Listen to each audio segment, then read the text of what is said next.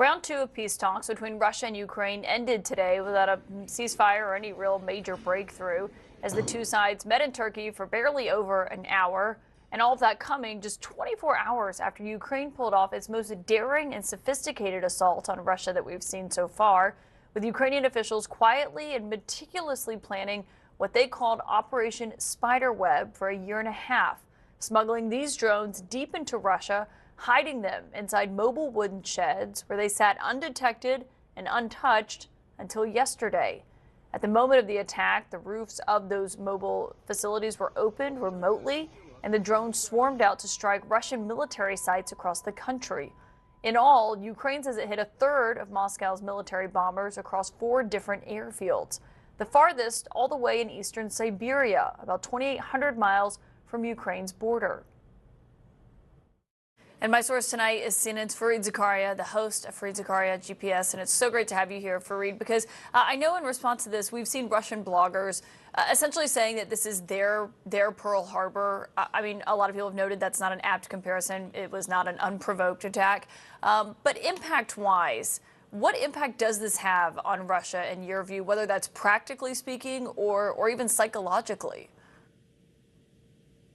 Oh, it's devastating. These are crown jewels of the Russian military. These are very prized parts of their Air Force. This is, this is one of their claims to fame in terms of being a global superpower.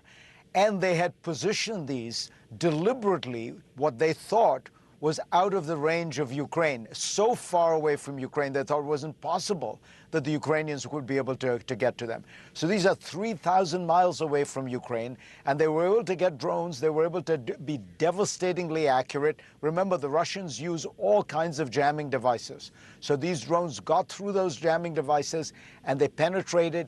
I think this is a huge loss for Russia. Remember, morale is very important in war.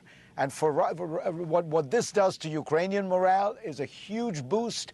And what it does to Russian morale is it reminds them they are fighting an enemy that is fighting for its national independence, its freedom. The Ukrainians are going to keep fighting. I thought it was notable what we heard from President Zelensky today. He just posted online and he said this: Ukraine is making it clear we are not going to surrender and we will not accept any ultimatums.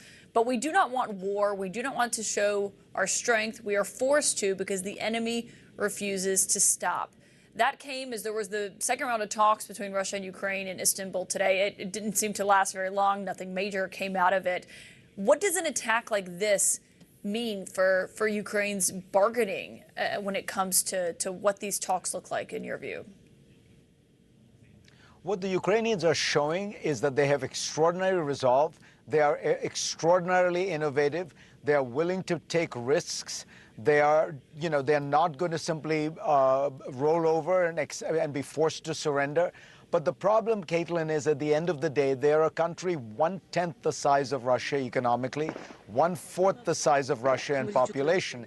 And what has kept them going was that the leader of the free world was supporting them, that the President of the United States would routinely say, we are going to be with you to the end. That's a huge morale boost.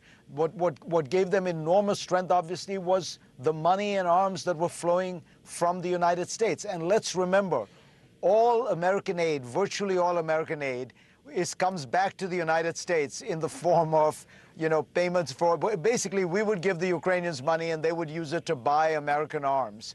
So there was a kind of extraordinary synergy there that was working and has fought the Russians to a standstill, has probably inflicted close to 1 million casualties on the Russians. But all that is in question. That's the problem. Ukrainians have all the bravery and innovation you'd want, but they need the support of the leader of the free world. And right now, I think it's fair to say they don't have it. Yeah, Trump has said repeatedly Zelensky has no cards, that essentially, sometimes he's surprised and shocked by how Zelensky acts because he says he doesn't have a strong hand at the table. I think some people may say, well, did Zelensky prove him wrong to a degree here? Absolutely. Caitlin, what Trump seems obsessed with the idea that he's going to do deals with Putin. He's going to do deals with Russia. That's why he wants to make a deal with Russia. That's why he's offered them unilateral concession after concession.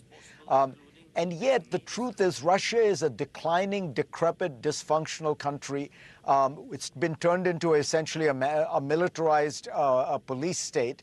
That entire economy is geared towards war. Ukraine is showing us what the future of war is likely to be. It's going to be drones, it's going to be missiles, it's going to be smart technology embedded in these. If we were really trying to figure out where the cards were, the cards are right now in terms of innovation, in terms of technology, in terms of the future of warfare. They're with Ukraine, they're with Poland. And that synergy of helping Ukraine, creating a kind of a base of operations in Poland, that would be much, much better for America, for our technological know-how, for our ability to fight asymmetrically in the future, than trying to find some fossil fuel deal that you could make with Vladimir Putin as that Russian empire dwindles down to nothing. Yeah, and also, here in Washington, as this is all happening, we're seeing support among Senate Republicans and even House Republicans pick up for more Russian sanctions.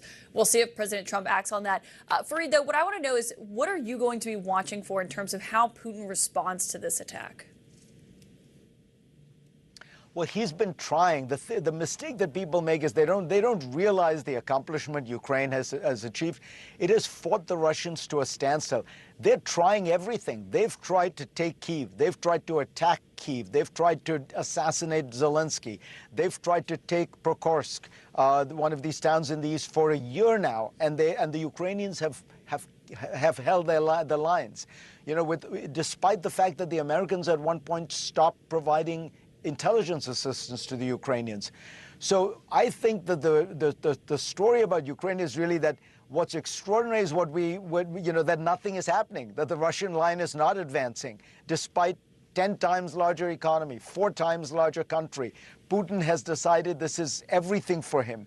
And why? Because the Ukrainians are being innovative, because they're using the best technology, they're fighting asymmetrically.